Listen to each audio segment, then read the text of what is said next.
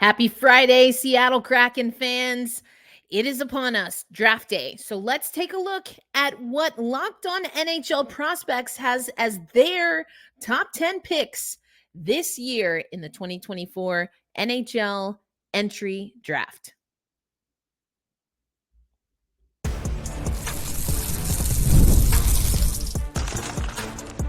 You are Locked On Kraken, your daily podcast on the Seattle Kraken, part of the Locked On Podcast Network, your team every day.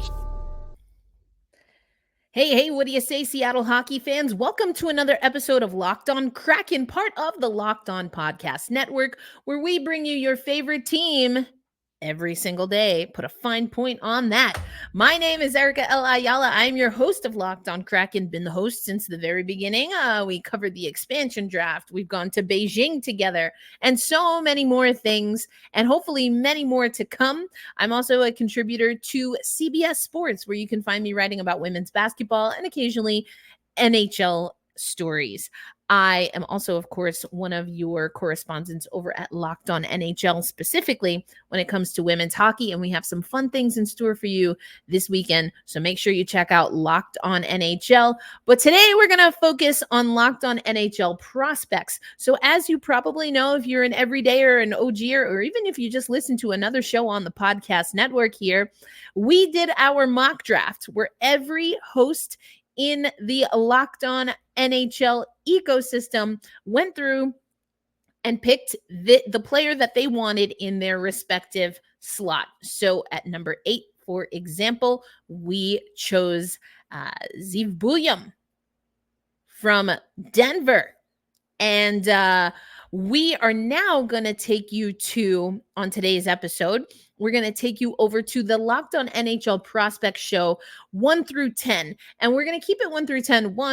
Because we pick at 8, but also the 11 pick, actually, the San Jose Sharks, they moved up to pick 11. And if you want more on that, go check out JD Young over at Locked On Sharks.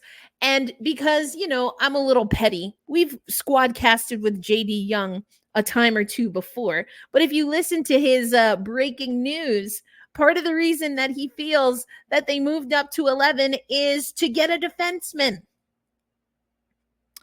But JD, I thought defense was for nerds. I guess that means Mike Greer is a bona fide nerd, or maybe he's just tired of San Jose losing. Either way, I like it for them. Good on you. So we're only going to show you the mock picks from Locked On NHL Prospects 1 through 10. And then later on the show, we're going to talk about a prospect that's already in our pipeline who we picked at 20th overall last year, and that's Edward Shala. So we've got a great show for you, but let's take you over to Sebastian and Hattie as they go over the first 10 picks from their estimation, which might be a little bit different than what you see in our mock draft. We'll talk about that a little bit later on the show.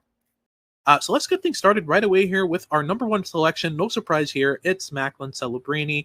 32 goals, 32 assists in 38 games with Boston University. Hobie Baker as the youngest player in the nation. There's no surprise here. I think we can just slip right through this. There's no doubt it's going to be Celebrini at 1. But who does Chicago pick at 2 in our opinion? Talk me through that. Yeah, this is where things open up a little bit, but we have them going for the big right shot defenseman in Artyom Levshunov from Michigan State University in the NCAA, where he was a real two-way force this season, really developed his game a lot. He's an excellent skater, really good offensive instincts, has shown a level of offensive dynamism that shows some real top pair upside on top of being a really solid defensive zone player as well. There are some lapses of concentration, and there's still refinement to be had in his development, but there's a lot to like in his NHL projection. And Chicago wants to have their next stalwart on the blue line, and Levshunov could be just that. But at number 3, the Anaheim Ducks have a bunch of options, but we have them going for a big defenseman, don't we? Yeah, the biggest one. Anton Salayev, the 6'7" left shot defenseman from Torpedo, goes to Anaheim. I think this is a matter of Anaheim really wanting size, really wanting reliability. Salayev brings both in spades. I think this is a no-brainer if they're looking for size. The combination of skating and length with Salayev is just absolutely ridiculous. He's going to be a defensive specialist. You're going to have to live with some brain farts with the puck, but I think the defensive game makes it more than worth it. We can slip right through to the Columbus Blue Jackets, and this is where it gets dicey. Columbus has a couple options at forward, but we think they're going to go for Ivan Demidov, the most dynamic forward from this draft. 6 foot, 196 pounds. Yes, 6 foot, 196 pounds. His measurements were updated. He's a biggish guy. And yeah, he's just got the best hands in the draft by far. I don't think there's any doubt there. Like, he's just so money with the puck. Great shooter, great handler. Like, across the board, his puck skills are ridiculous. So Columbus here at 4th overall is getting probably the highest offensive upside player in this draft, right?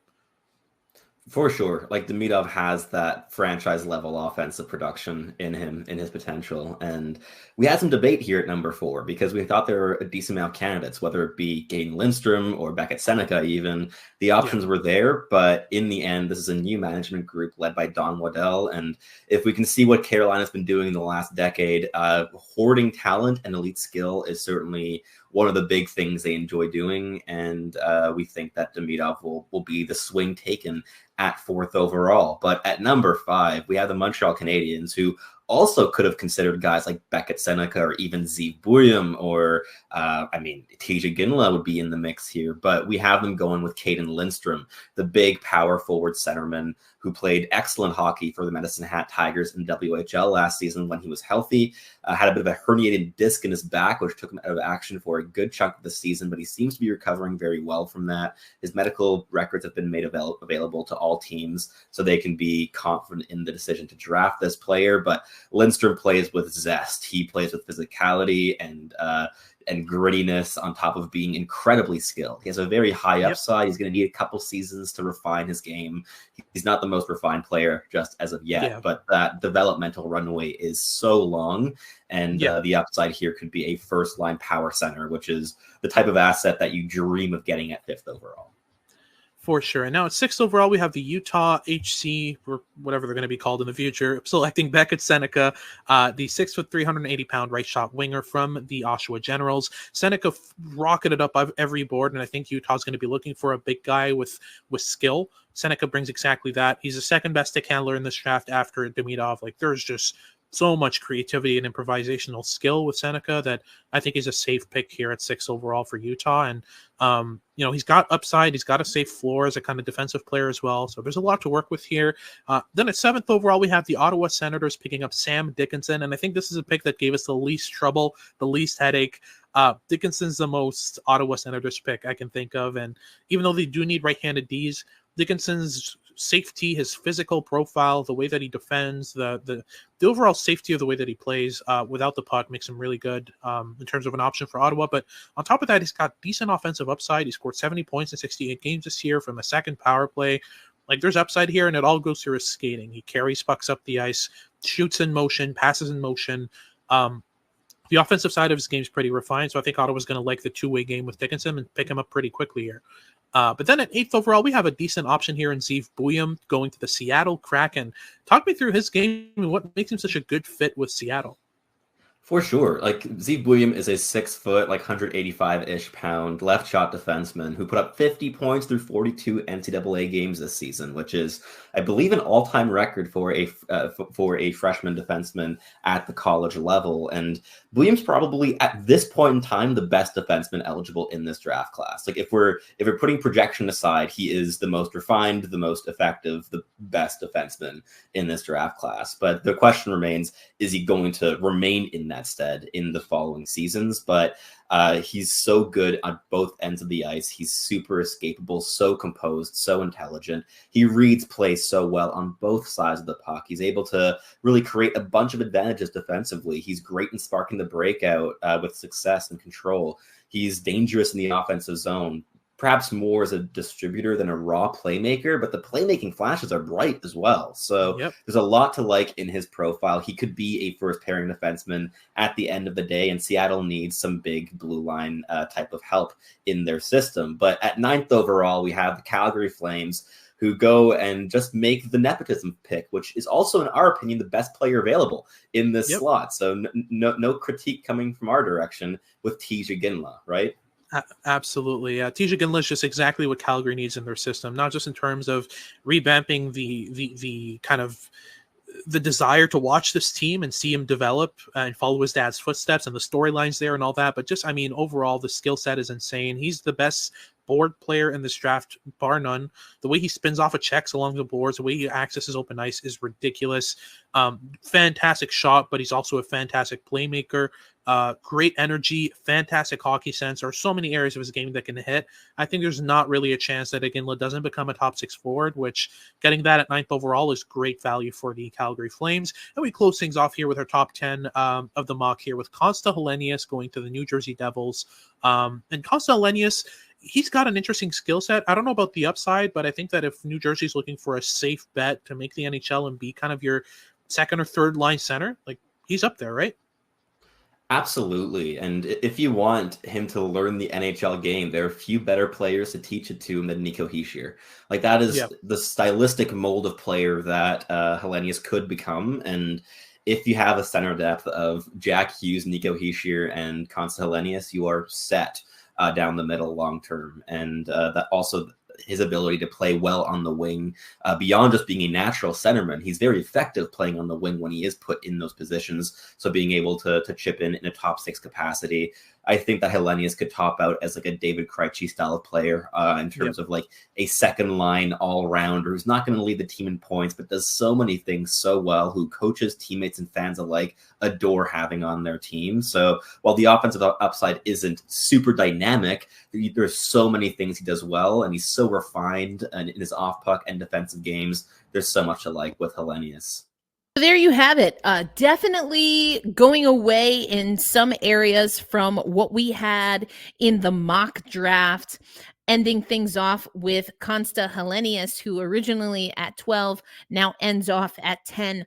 Again, if you listen to the full Locked On NHL Prospects 32 picks, which I highly recommend, just a caveat that the San Jose Sharks have now bumped up. We got that breaking news from JD Young, so keep that in mind. Overall, though, I kind of like it that they agree with me on Zeev Buium, and I think he's a solid pick for the Seattle Kraken. So I guess we will see what happens, and we don't have to wait long because it's all happening tonight. Speaking of, let's talk about some more Seattle Kraken centric things.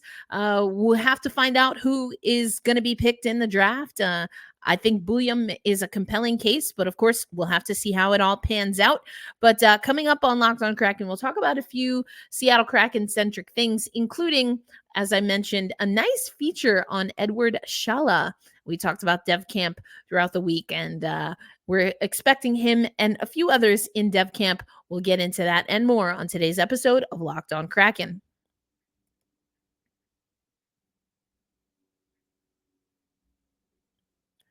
Today's episode of Locked On Kraken is brought to you by our friends at eBay Motors. Passion, drive, and patience. The formula for winning championships is also what keeps your ride or die alive. eBay Motors has everything you need to maintain your vehicle and level it up to peak performance. Superchargers, roof racks, exhaust kits, LED lights, anything you can think of. Whether you're into speed, power, or style, eBay Motors has you covered. With over 122 million parts for your number one ride or die, you'll always find exactly what you're looking for. And with the eBay Motors Guaranteed Fit, your part is guaranteed to fit your ride every time, or your money back. Because with eBay Motors, you're burning rubber, not cash. With all the parts you need at the prices you want, it's easy to make your car the MVP and bring home huge wins. Keep your ride or die alive at ebaymotors.com. Eligible items only. Exclusions do apply. And the eBay Guaranteed Fit is only available to U.S. customers.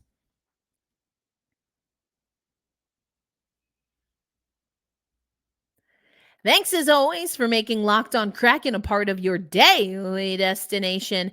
Erica L. Ayala here. And hold on. It looks like I'm getting... What's going on here? Hello, Kraken fans. We have seen your many comments and questions about my whereabouts, and I'm so thrilled to be able to share that I will be returning as a member of the broadcast crew for your Seattle Kraken. I have been here since hosting the expansion draft, and it's been such a privilege to be able to share the stories of this great franchise with you all and to continue to do so. We're really excited and have been so hard at work on the new broadcast coming to King 5 and Prime Video, and we're gonna have more information about the future of that for you really soon. But for now, go Kraken. Whoop, whoop. Welcome back, Piper Shaw. If you weren't on social media, you might not have seen the very cool content that the Seattle Kraken put out, but we talked about this on the show. Of course, we know we're moving on from root sports. I know that Jeff Baker is really a great resource over at the Seattle Times. If you listen to the show every day, you're a long-term listener, you know that I've broken that down. Even the Locked On Kraken insiders, I've sent you a lot of his articles. And although I didn't agree with everything, and some of that is my bias just coming from the New York market, where we definitely do not only have a regional model that is pretty successful, but also a regional specific model between SNY and, of course, MSG owned, SNY and MSG are the main two regional networks, and we see success with those. But it's understandable that as we see the media rights changing, that things we're going to need to change with the Seattle Kraken.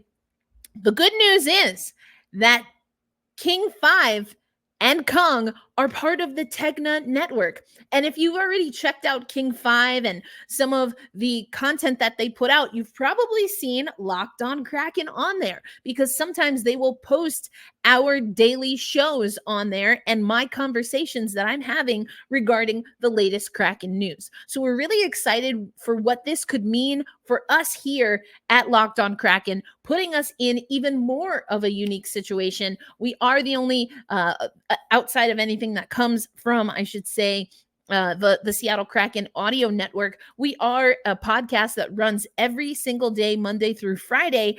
And now with Tegna as a part of the family of the broadcast, we're hoping that this means some exciting things. I've already been in conversations, of course, with my folks on the Locked On side, and we're in conversations with King 5 in particular. So what that looks like, I can't tell you exactly right now, but we do have conversations happening. And if this is a way, through Tegna now being a part of the Seattle Kraken broadcast, that we can make this experience even better for you, of course, that's what we're going to do. I'm so excited that the full broadcast team is back. We had an episode about a month and a half ago, maybe, where I was a little concerned. And just in conversations that I've had, I don't want to really disclose with whom I had those conversations, but suffice it to say that when I am around the Seattle Kraken, I do have certain conversations. And, you know, it just became evident to me that Piper's contract was a little bit different than Allison's contract,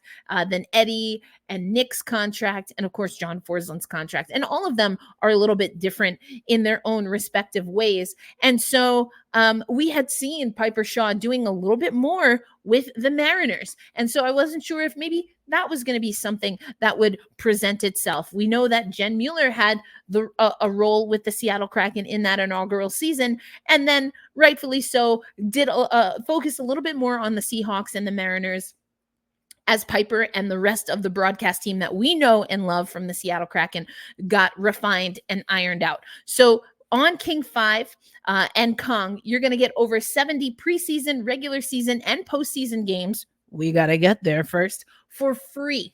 Absolutely free. And I think this is going to be exciting, especially for those of you in the Pacific Northwest wanting to make sure that you can get all the Kraken coverage possible. Now, why the move? And I've mentioned Jeff Baker a time or two, but I also want to give a shout out to Sound of Hockey. And here is something that I believe this is Darren who wrote this up. Yep, Darren wrote this up on April 25th.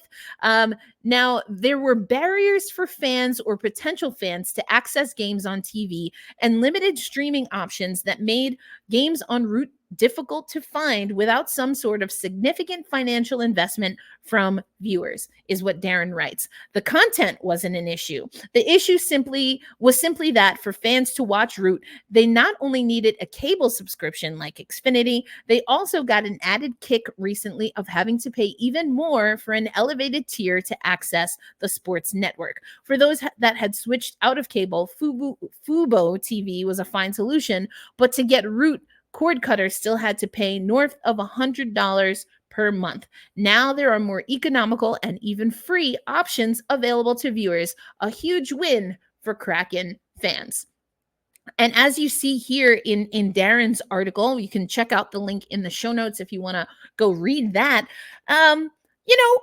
It was a difficulty. This is something I was able to get Fubo, and it's something that I invest in because I am a broadcaster, podcaster, writer, all of the things. And so it is an investment, but to not have to necessarily pay that, although for me personally, I'll probably still keep Fubo TV just for some of the other things that I have access to as an aforementioned cord cutter. But Darren hit the nail on the head, and it's a lot of what Jeff was talking about as well.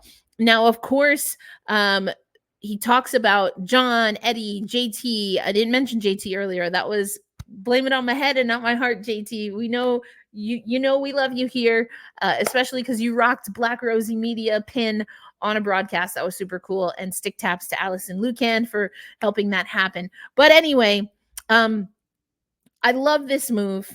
And it just goes to speak to the work that has gone into the broadcast team. Now, as you probably know, and we've talked about it here before on the show, the Seattle Kraken broadcast is one of the top broadcasts as ranked by The Athletic. If we were to rank, of course, they're the top broadcast. But this year they came in at number 2. Last year they were number 1. I think maybe shared number 1 with Detroit. Or something like that. We've been neck and neck with Detroit for a while. Our national ranking is 2. Our local ranking is 4. So I'm curious to see if that bumps up. Now, I've told you before, I really do love our broadcast. There are little tiny things that kind of grind my grits a little bit. And I think some of that comes down to what they're really trying to get done with that third position. When we see Eddie and Nick, or excuse me, when we see Eddie and John in the booth, then that means JT is the third member, whether he's in the booth with them or down at the ice. Now, if JT is in the booth along with John, then we'll usually see Allison or Nick. And I really think that there have been times where, depending on who's down on the ice between the 3 of those broadcasters, that the timing, the cadence is a little bit different.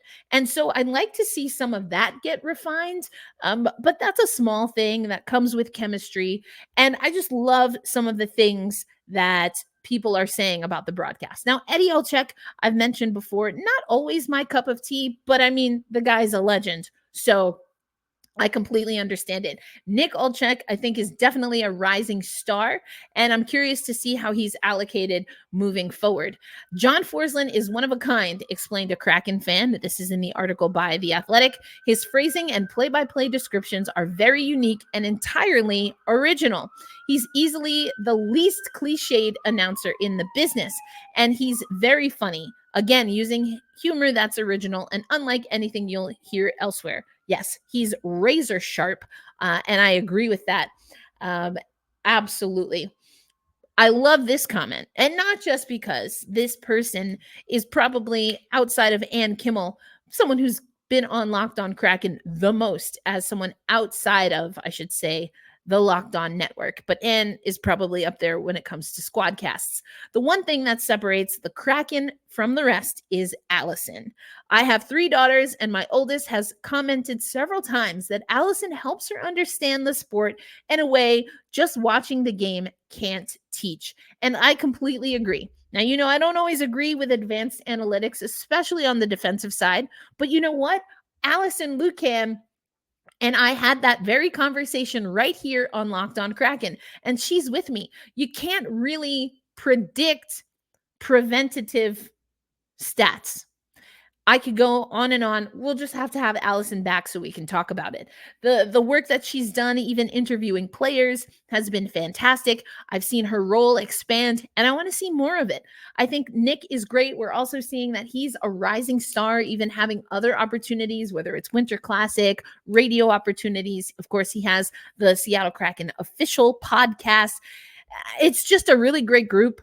JT has really come into his own. He's also been on the show a handful of times, and that's only talking about TV. We also have an amazing radio broadcast network. They are literally award-winning, and it feels good to know that Piper Shaw is back officially amongst the ranks, and that news comes just before the draft. I gave you a little bit of what our Locked On NHL prospects hosts are thinking about the draft. Now it's really just time for us to wait. So as we wait, let's check in with our pick from the first round last year, Edward Shala, and maybe some of the trials and tribulations of his first season, including a trade.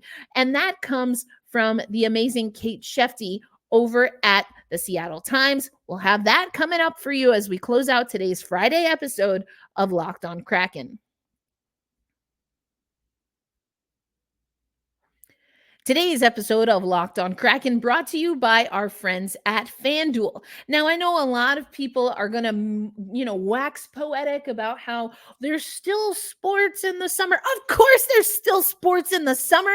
Did you just see what Jewel Lloyd was able to do against the Indiana Fever, even though she got socked in the eye and was shooting with basically one eye open?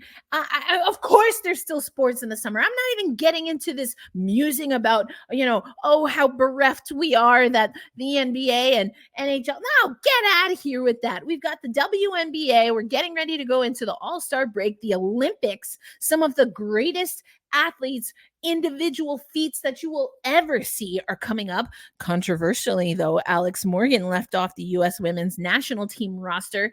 And then, of course, you've got Major League Baseball. It just so happens I am wearing my J-Rod shirt here today on Locked On Kraken. Of course, there's still sports going on. Some of my favorite sports still going on. And you know what? Some of our favorite hockey players, they're getting a much needed rest. And if you want to know what some of those athletes are doing in their offseason, make sure you head over to Locked On NHL, because I will be interviewing not one, but two players that have signed with the PWHL Toronto team, and they're going to tell us what the offseason looks like for us, including, do you watch the playoffs after you've been eliminated from the playoffs? So there's plenty of sports going around, and there's plenty of summer deals over at FanDuel, because they are hooking up all customers with a boost or a bonus daily. That's right. There's something for everyone every day, all summer long. So head over to FanDuel.com/LockedOn and start making the most of your summer.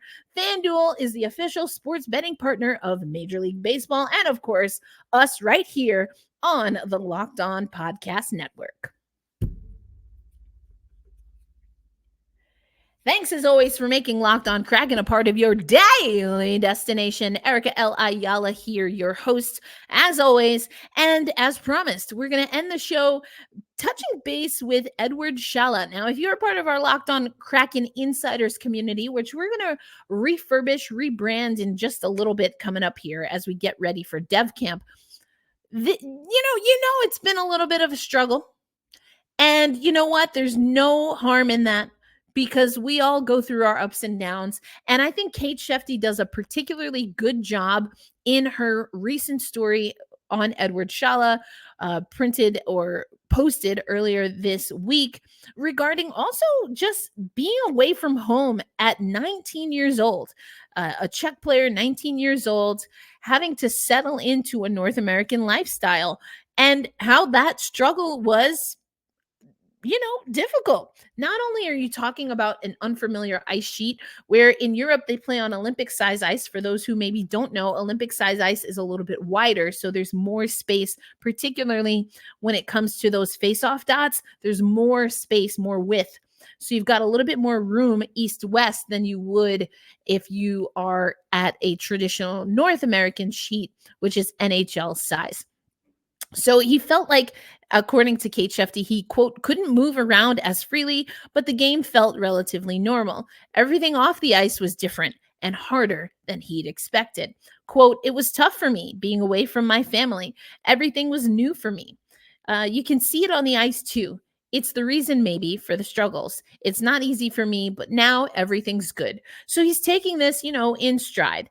And, Kate Shefty does a really great job of talking about his journey and, how he was a part of, some of the development and lower level hockey, junior hockey, how he got traded. And the trade actually kind of helped a little bit because when he was with his original team, not many people from Europe and certainly no one that he could speak his native language with. And so that was difficult. But then he gets back with Team Czechia in the 2024 World Juniors, which happened in Sweden. He recorded 7 points in 7 games for Team Czechia as they won bronze. He says, quote, "It was perfect. See friends, talk with friends, all in my own language. It was beautiful." And I think we can all attest to having that reset is critically important. And then he did get traded to the Kitchener Rangers. They ended up, having a playoff run, which is good. But then he also linked up with Carson Reinkampf, who was a second-round pick for the Seattle Kraken, 50th overall. And they began to connect a little bit. So he also got to connect with other people just on the team or, that he felt were a little bit closer to home. Quote, "The first 3-4 months were tough, but I handled everything. Afterwards, it was better and better every day." And you hear from Kate Shefty and how she frames the article that Edward Shella decided that this turn of events, changing teams, was going to be like a reset. And I think he really was able to take it in stride. And that helped him produce a little bit more. And you always love to see that. And that's maybe something that we don't talk enough about. These are very young guys coming to sometimes not just different areas of North America, but some are literally coming from other places in the world. And it can be a tough transition. But it all ends with that Edward Shella has an opportunity to see if he can make the Coachella Valley roster. So this is what Ronnie Francis has to say about Edward Shella. If he surprises us and makes the big team, great. If not, then we can look at Coachella Valley as an option for him. We can look at putting him back in junior hockey. We can even look at letting him stay another year back home in Czechia so he gets a year under his belt with family and friends in a good environment there too. So, and Kate Shefty says that might sound like less of a linear step, like a step back, but it's all a part of the development process. And if we're being honest, that's what kind of bothered me about the storylines regarding Shane Wright with his time in the NHL, which actually Edward Shella and I believe Carson Reinkampf as well, they were with Coachella Valley during their playoff run. Now, they never hit the ice, but they were with the team. And that is valuable as well. It might not feel great. It's really tough if you're a top prospect like a Shane Wright because everyone's always asking about you, but that doesn't mean that it's wrong. And that's what Francis is saying. We've got a lot of different options for a guy like him. And so what ultimately ends up happening, we won't know, but we'll get our first taste very soon, next week, actually, as the Seattle Kraken host their development camp, and Shella will be one of the players there with new head coach Disco Dan Bilesma. So I told you we're counting down the 100 days. No official conversations, at least with media or the public, regarding exactly what Dan Bilesma is doing. But again, we have development camp coming up next week, so we can only imagine that conversations are being had, plans are being made, and we'll see who comes to development camp, not just as the players, but as the coaches, whether they are guest coaches or new assistant coaches for the Seattle Kraken. I guess we'll have to wait and see. I've told you before, if you listen to the show every day, that we have already connected with the Seattle Kraken and are expecting to get exclusive interviews during development camp, and of course are planning to be at training camp and preseason once again this year. That's our show. We got a big event coming up Friday. That's today, and that is the NHL Entry Draft. We'll see if Buium officially becomes a prospect that we might see at development camp. So with that, I bid you adieu. Be kind to yourself. Be kind to one another. Hold fast. Stay true. And we say loud and proud always and forever, let's go Kraken. I'll catch you on the next episode. Peace out, everybody.